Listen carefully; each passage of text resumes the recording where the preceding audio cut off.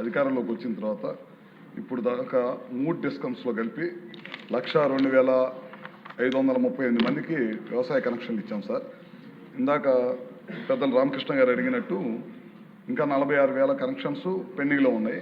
ఇవన్నింటిలో కూడా వ్యవసాయ సీజన్ ఉంది కాబట్టి కొద్దిగా స్లో అయింది. ఇప్పుడు వ్యవసాయ సీజన్ అయిపోయిన తర్వాత ఇమీడియట్గా కూడా వాటిని టేకప్ చేసి ఈ 46,000 కనెక్షన్స్ మళ్ళీ వ్యవసాయ సీజన్ స్టార్ట్ అయ్యే లోపల రైతులకు అందిస్తామని చెప్పి మీ ద్వారా సభ్యులకు తెలియజేస్తా ఉన్నాం సార్.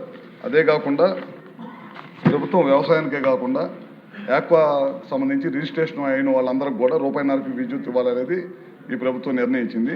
అదేవిధంగా కాకుండా ఈ సంవత్సరం ఏప్రిల్ నుంచి వీవర్స్కి 200, 500 యూనిట్లు ఉచితంగా ఇవ్వాలి, అట్లనే సెలూన్స్కి కూడా ఇవ్వాలనే దాన్ని కూడా ఈ ప్రభుత్వం నిర్ణయించింది. ఇవన్నింటిని కూడా ఏప్రిల్ మాసం నుంచి అందరికి కూడా అందుబాటులోకి వచ్చే విధంగా తీసుకొస్తాము. అదే కాకుండా ఇందాక బిఎం సూర్య గారి గురించి ఫీడర్ లెవెల్లో ఏదైనా విద్యుత్ ప్లాంట్లు పెట్టే అవకాశం ఏదన్నా ఉందని చెప్పి మంత్రి మన రామకృష్ణ గారు అడిగారు సార్. సభ్యులు లాసులు తగ్గించడానికి డే టైము పవరు 9 గంటలు రైతులకు అందించడం కోసం ఈ కార్యక్రమం చేపడుతున్నాం సార్. ఇప్పటిదాకా దాదాపు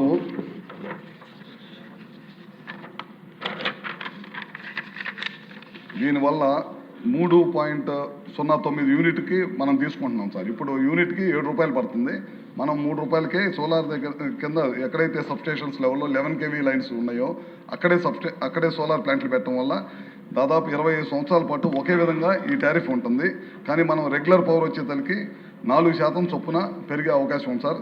తద్వారా చాలా ఆదాయం అవుతుంది. ఇప్పుడు డిస్కౌంట్స్ వారిగా యాన్యువల్గా 220 మెగావాట్లు 140 కోట్లు ఆదా అవుతుంది సార్. దీనివల్ల ప్లాంట్లు పెట్టడం వల్ల, సోలార్ ప్లాంట్లు ఫీడర్ లెవెల్లో పెట్టడం వల్ల.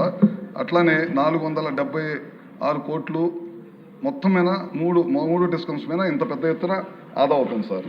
మొత్తం డిస్కమ్స్కు ఎస్టిమేషన్ యాన్యువల్ సేవింగ్స్ 663 కోట్ల నుంచి 2,288 కోట్లు ఆదా ఈ 11 kV 33 kV సబ్స్టేషన్స్ దగ్గర మనం సోలార్ ప్లాంట్లు పెట్టడం వల్ల ఇంత పెద్ద మొత్తమైన ఆదా అవుతుంది సార్. ఇప్పుడు 2026-27కి దాదాపు 3 డిస్కమ్స్కి కలిపి 1035 మెగావాట్లు మనం టెండర్లు పిలిచాము. ఈ సమ్మర్లో వాటిని కూడా భూసేకరణ జరుగుతుంది. వాటిని కూడా ఈ సమ్మర్లో స్టార్ట్ చేసి మొత్తం కూడా పూర్తి చేస్తాం సార్. ఇంకా 2028, 2028, 29కి 2029-30కి ఇంకా 4,000 మెగావాట్లు లక్ష్యంగా ఈ ప్రభుత్వం పనిచేస్తాం సార్.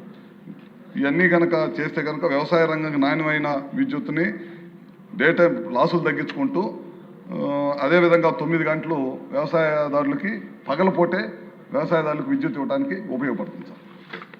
క్వశ్చన్ నెంబర్ 1313 ఇంధన శాఖ మంత్రి మినిస్టర్ మీరే సార్. మొదటి ప్రశ్నకి అవునండి. ఈ తేదీ నాటికి ఏపీ ఈపీడీఎస్ఎల్లో ఖాళీ ఉన్న పోస్టులు ఎనర్జీ అసిస్టెంట్లు 581, జూనియర్ లైన్ మ్యాన్లు 1,260 మంది, అసిస్టెంట్ లైన్ మ్యాన్లు 1,184 మంది, లైన్ మ్యాన్లు 22 మంది ఉన్నారు సార్. మూడో ప్రశ్న, వాటిని నియమించడానికి ప్రభుత్వం దగ్గర ఏదైనా ఆలోచన ఉందా అని అడిగారు సార్. ఆలోచనలో ఉన్నాం సార్. సత్యానంద గారు. ధన్యవాదాలు అధ్యక్ష. మంత్రి